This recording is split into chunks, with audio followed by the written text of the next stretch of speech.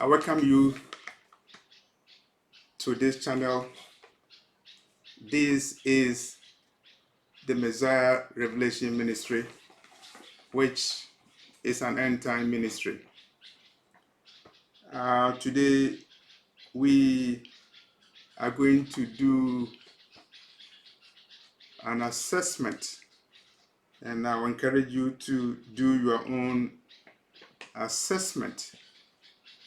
Assessment between the Jews and assessment between the Jews and Negroes, comparison of claims between the Jews and Negroes. And this assessment is based upon comments made by Dr. Jeff Johnson. And I watched a video, and Dr. Jeff Johnson, who appeared on CBN News June 1st, 2023, he was talking about Israel and the Jews. The assumption is that Israel is the chosen of God, the Jews are chosen of God, and Israel confirms the fulfillment of biblical prophecies, and Israel is the clock, the prophetic clock of the end times. And so I'm going over some of the claims, and we also have to offer counter claims to the arguments. And so you be the judge.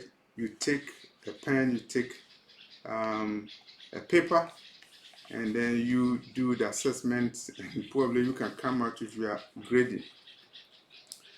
And so we start with the prophetic significance of 1948. Dr. Johnson is saying that 1948 is a confirmation of a miracle all the way from AD 70, when Jerusalem was destroyed, the state of Israel was destroyed, and it was forgotten all until 1948, when the state of Israel came into being, and it was nothing but the work of God that resulted in the establishment of the Jewish state in 1948. That is a confirmation that Israel, the Jews, are the chosen of God. We'll go to the Negro side, the Negroes who claim to be Hebrews. What is the argument? What is the counterclaim? For the Negro, the theologians said the Negro is cursed, using the so-called curse of Ham in Genesis, and justifying the slavery and the slave trade, and looking at the dispersal of the Hebrews from Jerusalem after the destruction of Jerusalem. They do not have the opportunity of being settled in Jerusalem as the Jews, because they are still scattered over the world. But I believe there's also a miracle. In the same way that the Jews survived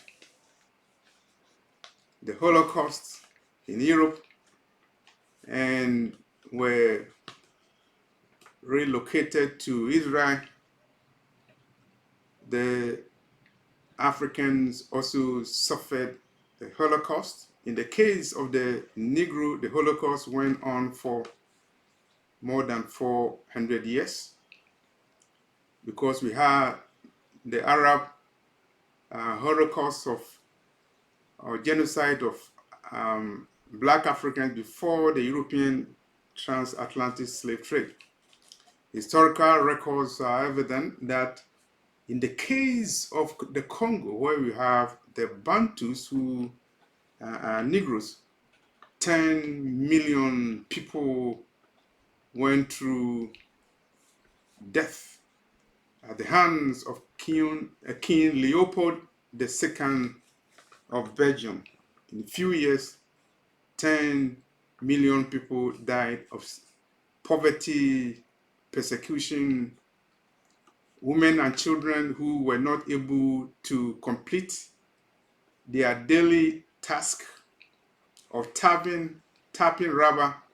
Their hands and legs were amputated.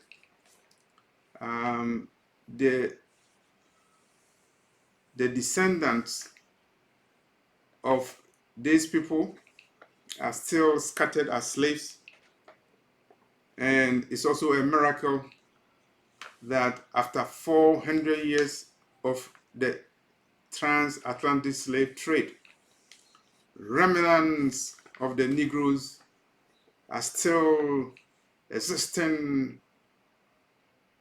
in the four corners of the earth, and a time will come when they will be regarded, and it will be a miracle that the Negroes who are Hebrews, remnants will remain for them to be gathered to fulfill prophecy, to show a miracle that will even be more miraculous than the 1948 story. Dr. Johnson also talks about a confederacy against the Jews. And when we talk about confederacy against the Jews, we have to go to Psalm 83, verse 4. Psalm 83, verse 4. They have said, "Come and let us cut them off from being a nation, that the name of Israel may be no more in remembrance." And pro-Jewish, pro-Israel advocates always talk about a confederacy against the Jewish state. Their argument is very powerful because they cite 1948, what happened, the reaction against the Jewish state when the Jewish state was established in 1948, followed by events in 1956, and then 1967, and then 1973, when there was a surprise attack on the Jewish state by Arabs. What a confederacy, fitting Psalm 83, verse 4. So if you are doing your grading, your assessment, be ready to hear the other side, the side of the Negro who are claiming to be Hebrews, or who are Hebrews and maintaining they are Hebrews. Was there a conspiracy against them? Was there a conspiracy against the Negroes where people said, "Come and let us cut them off from being a nation, that the name of Israel may be no more in remembrance"? Do they have a story to tell to fit Psalm 83, verse 4? Yes, I believe so. Historical records from Berlin, 1884, 1885, the Berlin Conference, European powers, including Britain, Italy, Germany, and the rest, they convened and had a diabolic plan to partition the land of Africa and take the land as their own, King Leopold II of Belgium took Congo as his own nation and exploited and plundered the resources of the continent. The scramble for Africa, the petition for Africa, gave the European powers the unfettered right to exploit Africa for their own benefits, to colonize the continent of Africa. And even when in 1957 they gave independence to the Negroes, they still engaged in a new form of colonialism, which President Nkrumah, first president of Ghana, termed neocolonialism. And when Nkrumah wrote the book Neocolonialism, he was subjected to attack. In 1965, NATO planned a meeting in Brussels against the threat that Nkrumah posed to the Western world. That was in 1965, and lo and behold, in 1966, there was a conspiracy to stage a coup d'etat. They succeeded in removing President Kwame Nkrumah from power. President of Ghana, the first black nation to get independence in Africa. And so, when we're talking about conspiracy to cut them off from being a nation, Africa also has a story. That the name of Israel may be no more in remembrance, Africa has a story. After all, was it not in West Africa where they had the Kingdom of Judah? 1747 map of Africa showed the Kingdom of Judah. Where is the Kingdom of Judah?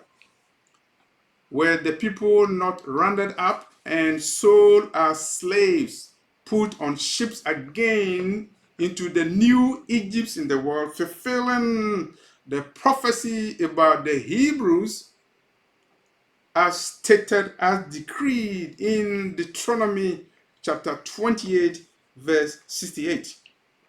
And so the Negro also has a story to tell about Psalm 84, Psalm 83, verse 4, when people decide to cut them off from being a nation, that the name of Israel may be no more in remembrance.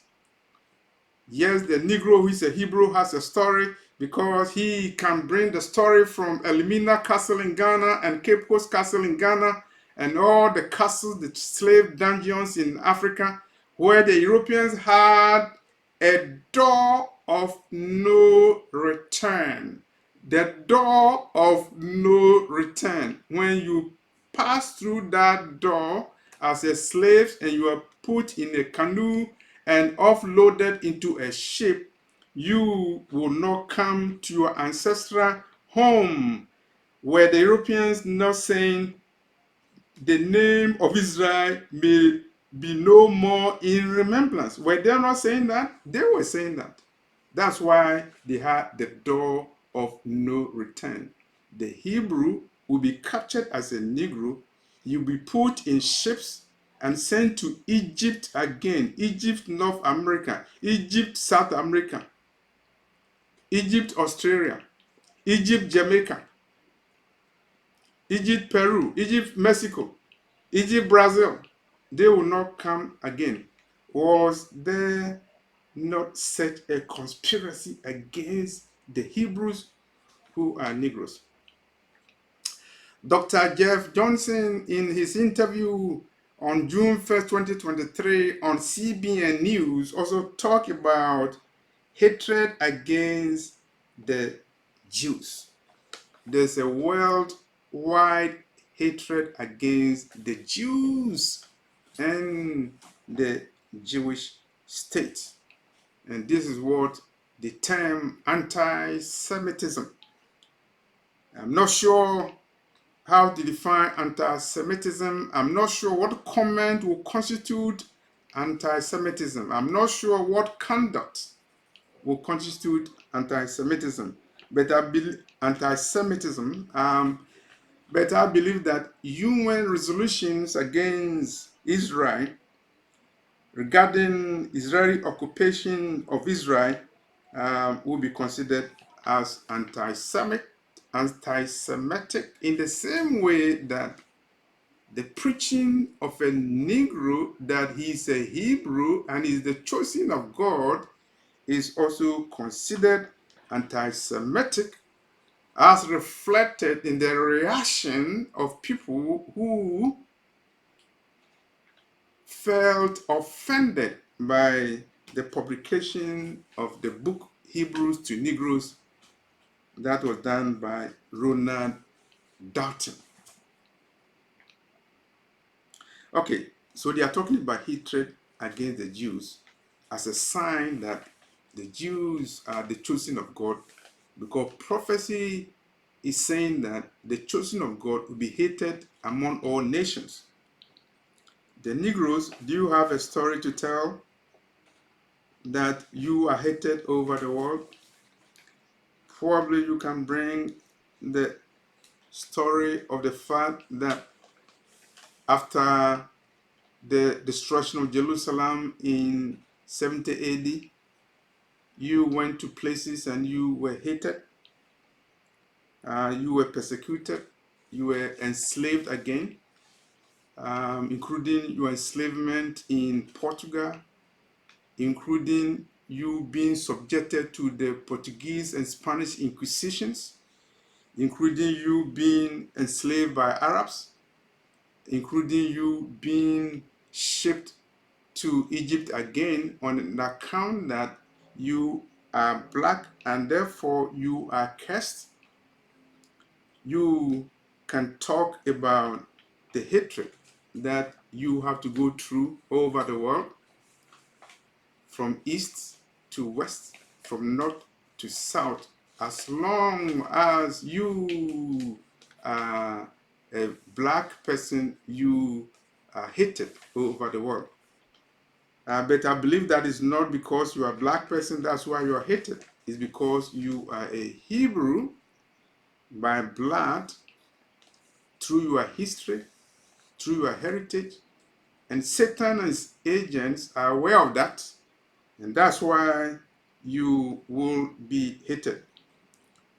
If it was not because of hatred, how will you explain that the Negro will be considered a 3/5 of a human being in the United States, a nation that claims to be, quote unquote, the mother and father of equality and opportunity? If it was not because of hatred, because you are a Negro, because you are a Hebrew, why have you become a proverb, a byword, and astonishment? If it is not because of hatred, why would Jesse Owens be subjected to that humiliation that a lunatic Adolf Hitler subjected him to during the Munich Olympic Games in 1936? If it is not because of hatred against that skin people, how would Brazil treat Pele, even though he was a legendary soccer player? Opportunities were limited because he was a Negro. Was it not because of hatred? Dr. Johnson, Jeff Johnson, I believe he's a Jew. He also said that Israel is the fig tree, and it is the prophetic time clock of the Most High, showing that when Israel was established in 1948, the clock started clicking. This message is articulated by evangelicals in America and over the world, including many black evangelicals who subscribe to the Eurocentric theology that the state of Israel is a fig tree and is the time clock of the Most High. How will you respond as a Negro? You Negro, the Hebrew, are you the prophetic time clock? Are you the chosen of God? What is your answer? Your answer is that it is prophesied, or it was prophesied in Luke 21:24. Jerusalem will be trodden by Gentiles until the end of the Gentiles. And so it doesn't matter who runs to Jerusalem now. It doesn't matter who controls Jerusalem, because prophecy in Luke 21:24 says the holy city will be trodden down by Gentiles until the end of the Gentiles. And Isaiah 11:11 says that the Messiah will be the one who will do the regathering of the outcasts of Israel and the scattered of Judah from the four corners of the earth, citing Cush, citing Cush, citing Ethiopia, citing Elam, and these places, including the islands of the sea, are places inhabited by Negroes, inhabited by Hebrews, inhabited by the outcasts of Israel and the dispersed of Judah. And so those who claim that 1948 is the end, they do not accept the prophecy in Isaiah that it will be the Messiah who will do the regathering of the remnants of Israel, as Moses did the gathering of the remnants in Egypt in the Old Testament. Dr. Jeff Johnson, talking about Israel, he made mention of a book that he wrote, Hope Rising, giving hope to Israel, giving hope to the Jews, the Negroes, the Hebrews. Do you have any hope? I think you have. You have, because based upon a vision that was given to me, I've done videos on that. In the end times, the richest nation in the world will be a nation that is presently located in West Africa, where we used to have the kingdom of Judah, the place the Europeans call the slave coast. The richest nation in the world in the end times will come from that area. That is a revelation that was given to me. I've not mentioned the name of the country, but it is not Israel which will be the richest nation in the world in the end time. It's not America. I'm sure that by that time, America will have been toppled and destroyed. It's not Russia. It's not Germany. It's not Canada. It's not Portugal. It's not Saudi Arabia. It will be a Negro nation located in West Africa. That will be the richest nation in the world. In the end time, it's a prophecy that is coming. And so if a nation in West Africa becomes the richest, most prosperous nation in the world in the end times, what is the hope for Israel of 1948? Those of you who are doing the assessment with your pen and pencil, I want you to also know that when Dr. Jeff Johnson was making his presentation about Israel, being the chosen of God. Talking about the miracle of 1948, he did not mention Deuteronomy 28. They are not mentioning Deuteronomy chapter 28, even when they prove that they are the chosen of God, because they cannot identify the ships that sent them into captivity the second time in Egypt, as prophesied in Deuteronomy chapter 28, verse 68. Dr. Jeff Johnson, in his interview on YouTube, June 1st, 2023, interview to CBN News, did not mention Revelation 2:9 and Revelation 3:9, where the Messiah warned that in the end times, there will be people who call themselves Jews, but they are not. They will be engaging in the blasphemy by calling themselves Jews, even though they are not. They are the synagogue of Satan. Dr. Jeff Johnson also did not cite Isaiah 11:11, an end-time prophecy where the Messiah Yeshua, the Lion of the tribe of Judah, the root of Jesse, will do the regathering.